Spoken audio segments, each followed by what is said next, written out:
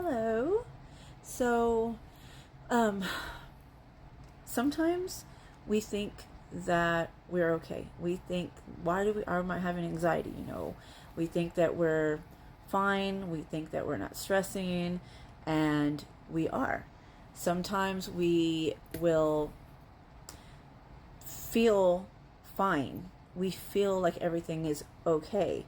And we believe that everything is okay because we're not feeling like extremely crazy. But we're having anxiety.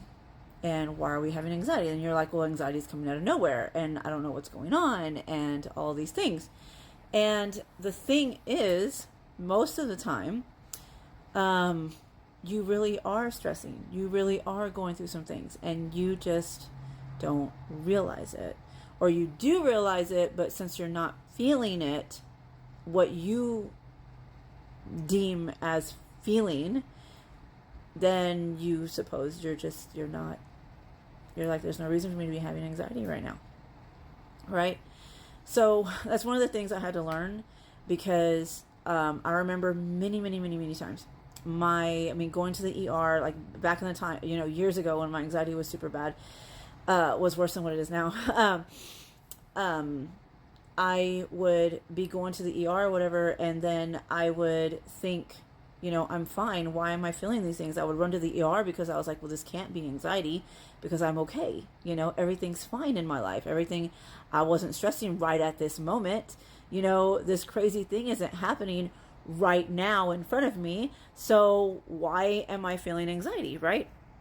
And every time I would go to the doctor, they'd be like, well, something's going on. They would check me for everything. Everything would come out fine. I remember I had multiple doctors being like, well, you're stressing about something's happening. And I was like, no, I swear I'm not stressing about anything, And then when I sit there and when I start thinking about it and I start speaking out loud the things that I'm going through at the time, like even if it's just been within the past month or just at that moment, it's a lot.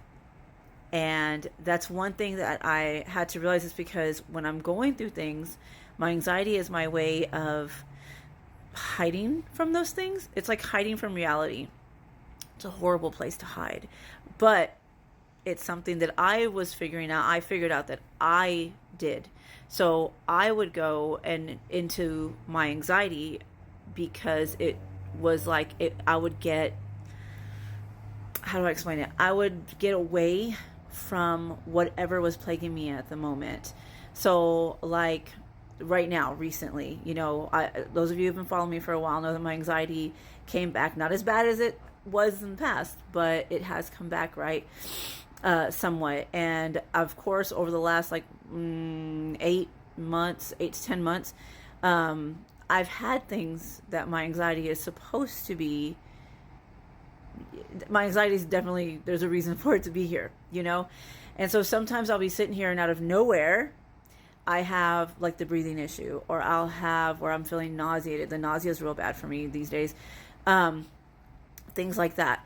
And I have to think, okay, what's going on? And I know there's some things like you'll have a little trigger, which you'll instantly, like within milliseconds, you're like, oh, I'm feeling the anxiety. You literally feel it come on.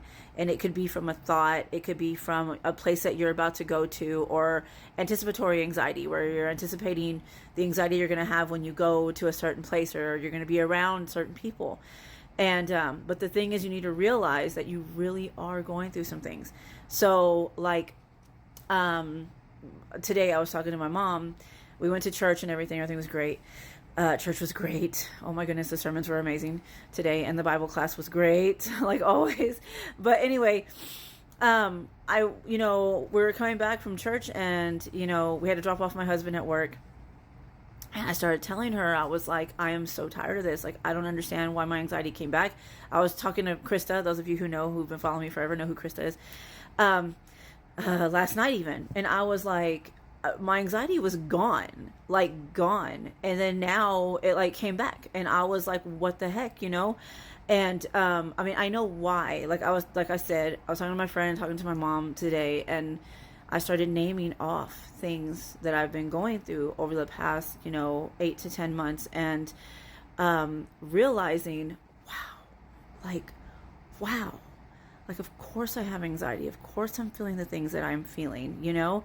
And especially when you are dealing with things in your life that you don't want to deal with, like me, I'm always using myself as an example because I don't know who else is like me out there, but it tends to be a lot. So, like, I'll be going through something and then I'll pretend I'm not going through it, you know, or I'll deal with it for like 5 minutes and then I'm done, you know, and I didn't really deal with the problem. I'm literally pushing it to the back of my mind or pushing it to the bottom of whatever. And then I realize, wait a minute, that's all those little things that I push back will start kind of coming to the surface, and that's what brings my anxiety on. That's what makes me feel the things that I do. That's when I start getting the nausea.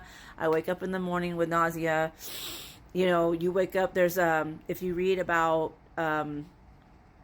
what is it called, quantum physics, you literally, your brain resets when you sleep. You're supposed to sleep a certain amount of hours because your brain, everything resets. And when you wake up, you're literally a new person, and you're like, oh, yay, you have a whole new start. Everything's great.